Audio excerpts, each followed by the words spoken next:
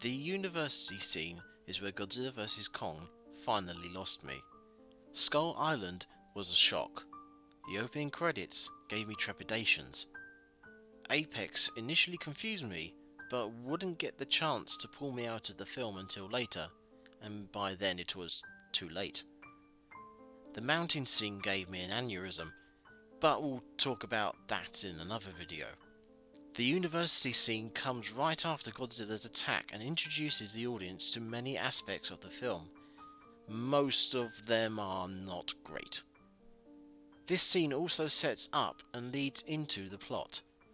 Because of this video will start in the university, hop over to Skull Island, skip onto the fleet, jump to Antarctica, and finally jump down into the Hollow Earth. Why so many places? Let me explain. The scene opens with the name of the university, Denham University. This is a nod to the character Carl Denham from the original King Kong film, the director who just wanted to make an exotic film. The character was most recently portrayed in Peter Jackson's King Kong by Jack Black. Quite well in my opinion. This university is where the bad guy and the idiot doctor devise their plans for Kong. Nice little connection there. We're introduced to Dr. Lind, Hollow Earth Quack. We're also formally introduced to Ren Zerizara for all the worth he will have. Walter Simmons also appears, and I mean appears. These introductions are smashed together with other lines in the scene, making me wonder if someone had dropped and accidentally reorganized the script. Walt Simmons, Godzilla has never attacked us unprovoked before. Allow me to introduce our Apex Chief Technology Officer, Mr. Ren Serizawa. Magnetic imaging from one of our new satellites. His energy signal is enormous. And almost identical to readings from Godzilla. I need your help to find it. I found this odd the first time, weirder still in rewatches. It is unfortunately consistent with the rest of the film, which I will get to shortly. Here is where Walter Simmons asks Dr. Lind to help him to get to the Hollow Earth. However, Dr. Lind explains that it's impossible. Why? Because Monarch already tried and everyone died. Based on what happens later in the film, I really want to know the specifics of what happened and how. Walter Simmons knows that Lind's brother died during the expedition to the Hollow Earth, but asks what happened to him. This tells us that the details of the expedition were withheld for some reason, despite Godzilla King of the Monsters telling us Monarch told everyone everything, including about the Hollow Earth. This little nugget of information also brings into question why Lind is disgraced. Perhaps it's to do with his theories, which we'll get to in a second. So Simmons doesn't know how Lind's brother died, or the rest of the expedition for that matter. This gives credence to Simmons coming to Lind. Lind, after being disgraced, no longer works for Monarch. So Simmons can use Lind's knowledge to help to get to the Hollow Earth, or, as it turns out, use Lind to get Monarch to help. His lack of knowledge about the expedition, the environment inside the Earth, all the problems therein, makes Simmons asking Dr. Lind for help make sense. Except this all goes flying out the window when Simmons reveals he has anti-gravity vehicles. When they tried to enter, they had a gravitational inversion. They were crushed in an instant. What if I told you that we have created a phenomenal craft which could sustain such an inversion? That's right, anti-gravity vehicles. They're even called Hollow Earth aerial vehicles. We now have this conflict of information to process. Either Simmons didn't know the details about the Hollow Earth expedition and therefore needed Lind to inform and help him, or Simmons did know the details, allowing him to make the heaves, thereby giving him transport to Hollow Earth and completely subverting the need for Lind. You might say Simmons needed Lind to get Monarch involved, but all Simmons would have needed to do is tell Monarch about his new, wonderful technology, and Monarch would have jumped at the chance to use it. These two things can't exist together, but the film forces them to anyway. But why though?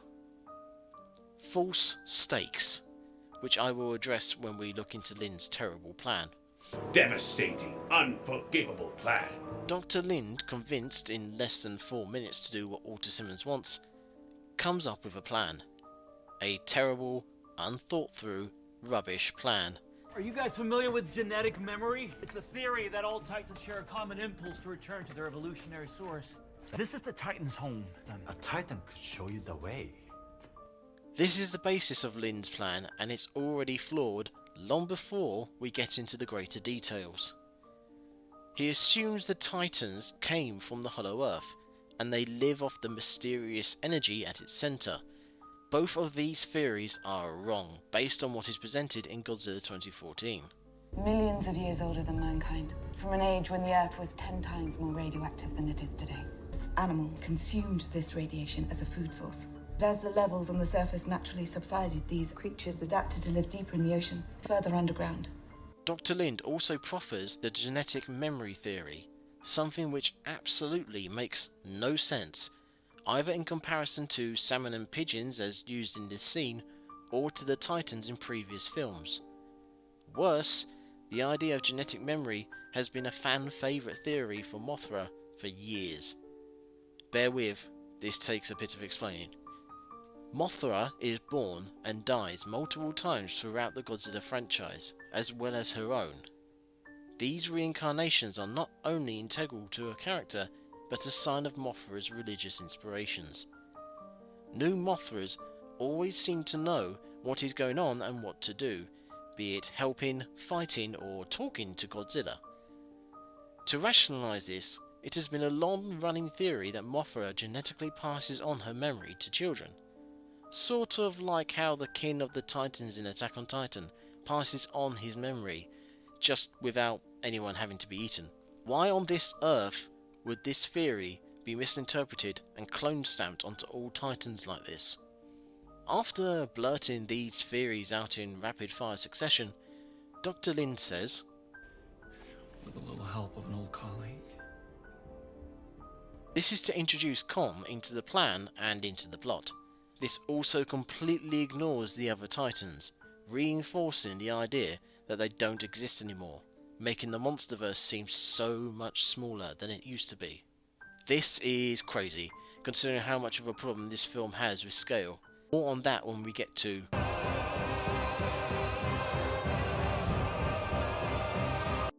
I'm going to put Dr. Lind's plan together here because trying to go through the film and explain it would be like trying to look at a painting through a pinhole.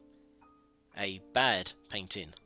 Dr. Lind's plan is never explained in its entirety in one place. It's sprinkled about here and there, details added and subtracted at random. You always believed that Skull Island was like Hollow Earth come to the surface. That's where Kong's ancestors came from. Through the entrance in Antarctica, we could help him find a new home. We're about to be launched 1,000 miles in 2 seconds until gravity bursts itself and spits us into free fall. Gravitational inversion will be quite intense. If your heaves are as good as you say they are, I believe we can do this. Once we're inside, Kong should lead us to the power source.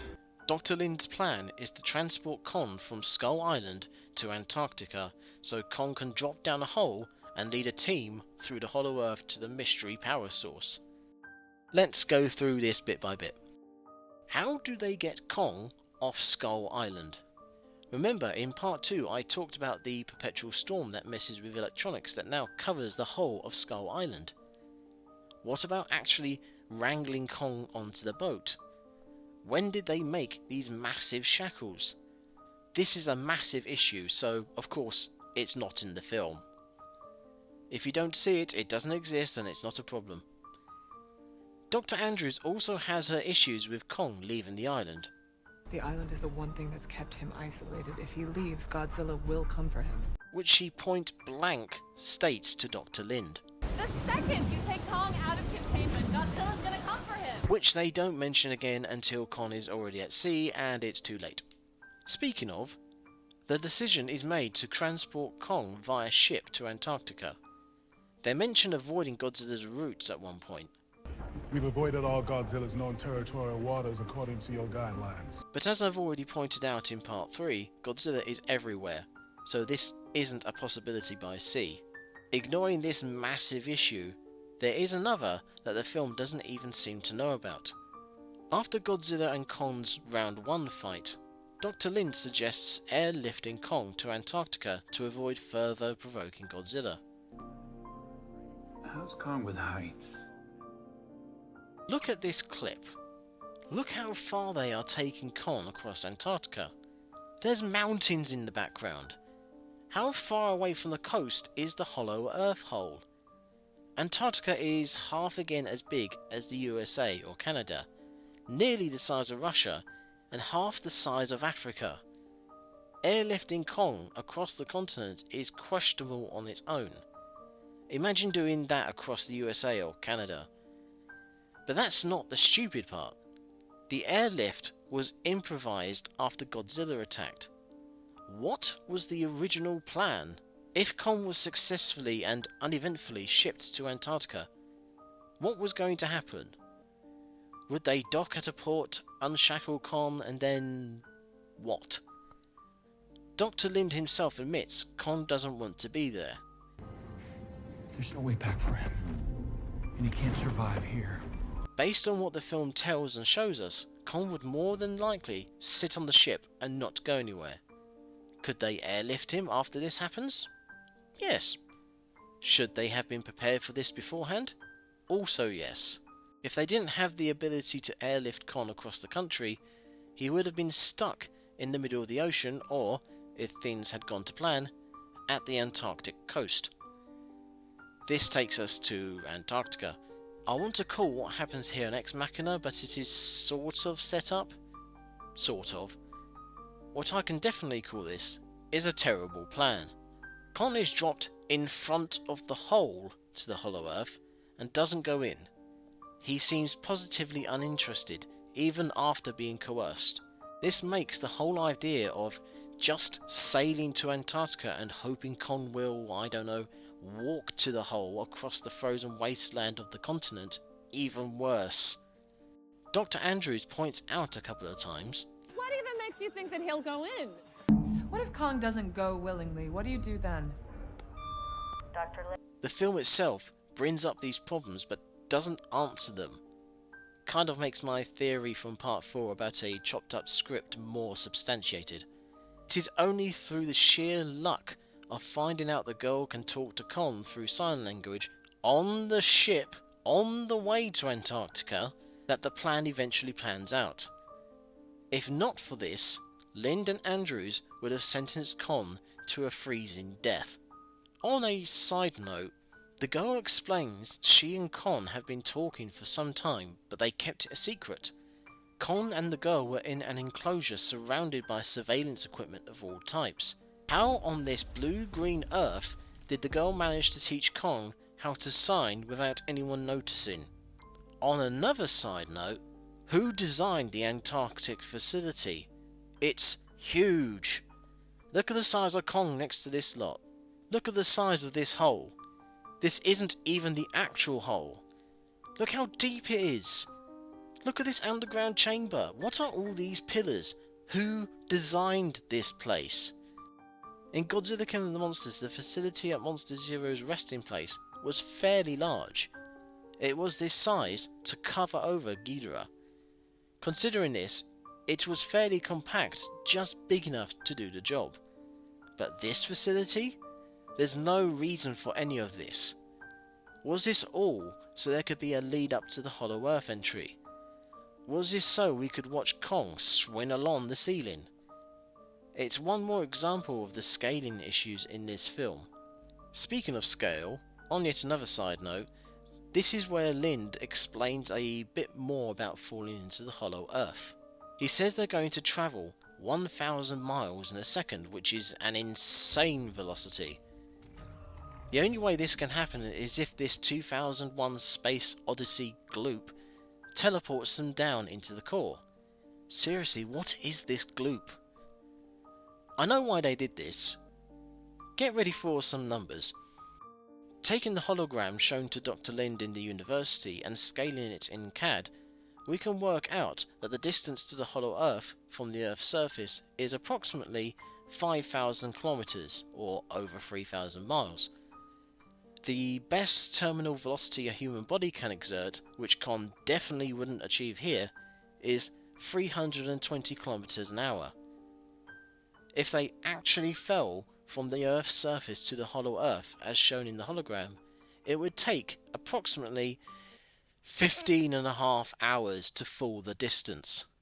So instead of this, the film shows gloop and instantly we're in the hollow Earth. So, the hollow Earth. Kong nearly dies instantly. It's only because of a lucky grab that he survives. The Heaves nearly smash into the ground because their anti-gravity engines fail due to a lack of gravity. Failure. Gravity low. Engine failure.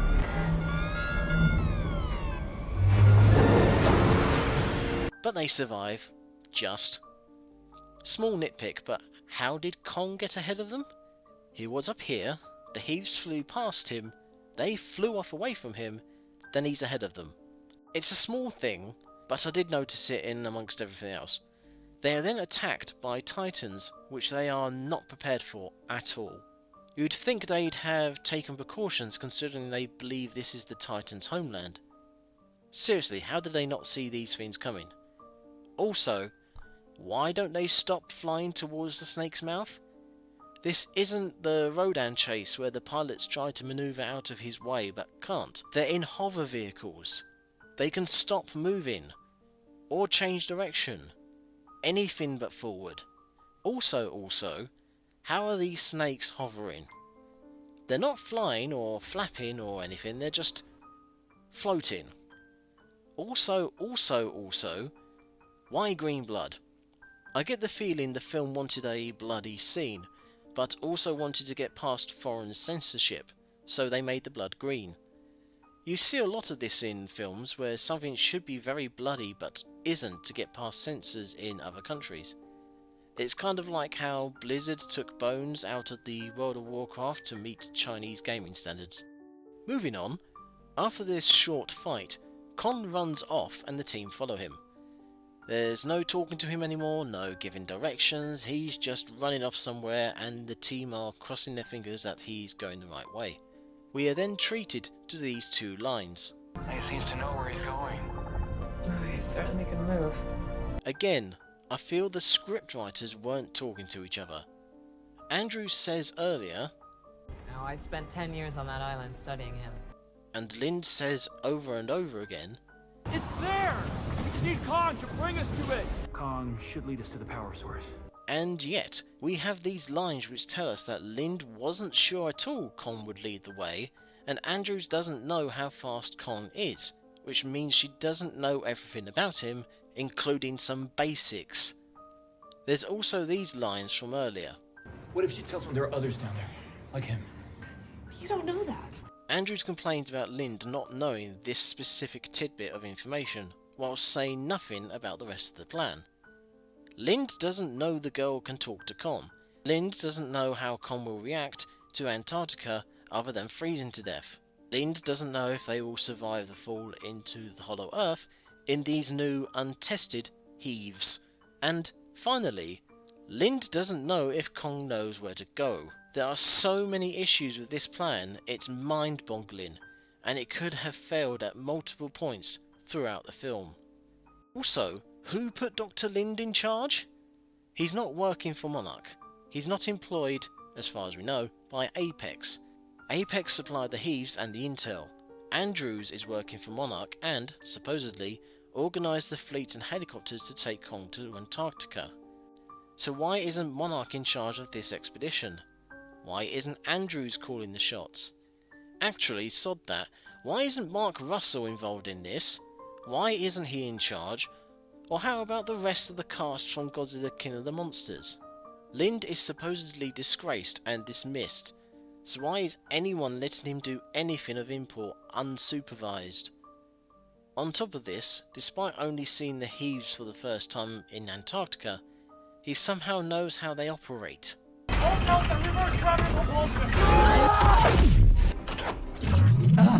I've already shown the clips of Lind telling everyone his terrible plan. In a sensible, logical universe, someone would have questioned him on all of it. Instead, he's allowed to be in charge, unquestioned. I've focused on Dr. Lind's plan so far, just a little bit, but there is another plan at play here. Walter Simmons also had a plan working in conjunction with Dr. Lind's. It relied on Lind getting to the Hollow Earth and finding the mystery energy source. A big gamble I think we can all agree on. But once the energy source is found, use a mecha spider to cut out a piece of whatever the source material is, scan it, and replicate it 5,000 kilometers away on the surface. It's very fortunate that the energy source isn't radioactive like nuclear material, which it should be, since that's what Titans live off of. Godzilla's home was so radioactive, electronics went haywire and failed. Oh, wait, they changed that in this film, silly me, never mind. I already addressed in part 4 how ridiculous it is Apex can replicate the energy so quickly, but it definitely deserves mentioning again. It's almost as if the mystery energy source is some kind of MacGuffin that the film doesn't want to spend too much time on. These few lines from the Denham University scene lay out the mindset of this film. When they tried to enter, they had a gravitational inversion. They were crushed in an instant. What if I told you that we have created a phenomenal craft which could sustain such an inversion? The Hollow Earth aerial vehicle. HEAVE. Conflicting information mashed together to move the plot along. There is no time for consideration, just hurry, hurry, hurry. Godzilla vs. Kong had a story and it stuck to it regardless of whether it made sense. Every step of the way there is conflict with the plan that gets resolved through one happenstance or another. But this suggests something else was meant to happen. But as soon as you think about it, you realise nothing else could have happened. There was no alternative. Dr. Lind had his bizarre, unfounded theories to make his plans, but everything else happened to fall into place to realise them. Walter Simmons had to have the HEAVES ready to go. Godzilla had to attack. The girl had to have secret communications with Kong. Kong had to know where he was going. I can't stress enough how badly thought through this all is. If a plan is going from A to B to C and so on, then this plan goes from A to E. Once you lay out each stage of the plan and the problems that need solving, you can physically see the holes. There's no original solutions for stages C and D, no alternatives for E, and nothing at all for A. This isn't a plan made by intelligent people. This is a bunch of assumptions made by idiots that get saved by chance. In Godzilla 2014, the military has a plan. In the end, it's a bad plan, but you can see their logic. In Godzilla King of the Monsters, Emma Russell's plan is crazy and genocidal, but just like Dr. Zola said about the Red Skull, sanity of the plan is of no consequence. And why is that? Because he can't do it. Godzilla vs. Kong doesn't have logic or ability. It relies on pure circumstantial events to get through the film. Without these supposedly unexpected events, the plan falls apart. Kong doesn't make it to the Hollow Earth. The mysterious energy source isn't found. Mechagodzilla never gets fully powered, and we never get Godzilla vs. Kong. The problems these plans cause go beyond just these scenes though.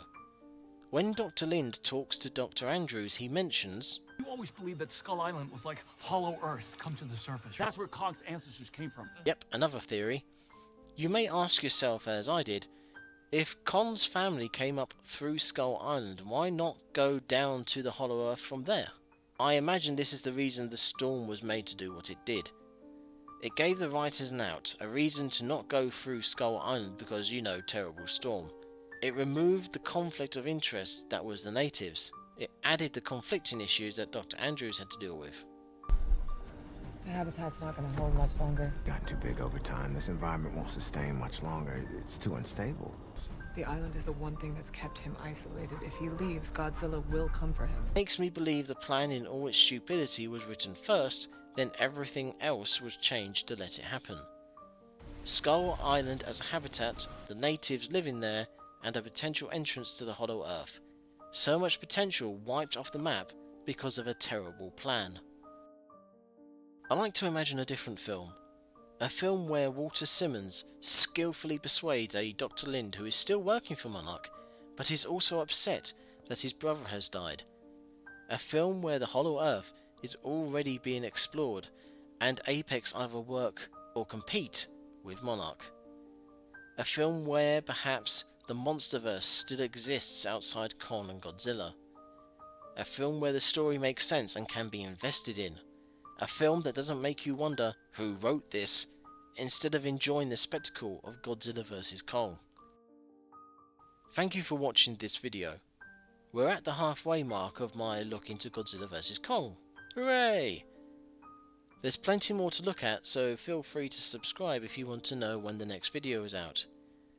If you want to support me or fancy some esoteric shinies, feel free to visit my Etsy store, link in the description. Once again, thank you for watching.